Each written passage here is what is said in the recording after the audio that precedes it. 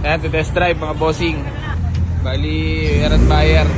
Ayaw na i-test drive ni boss. Okay na raw. Isa nga ang pumps and bunks dyan.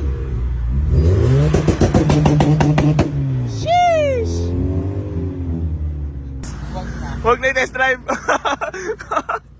Huwag laro i-test drive. Boss, mapakita ko mula. Sa'yo mga bossing, balitin ka sa boss.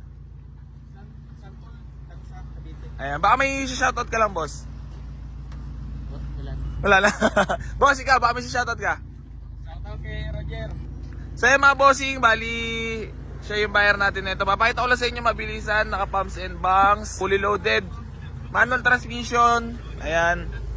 Sobrang sariwa ng loob mga boss. Ayan, JDM mga boss. Performance setup. Ayan. Hindi na nag-init sa garahe.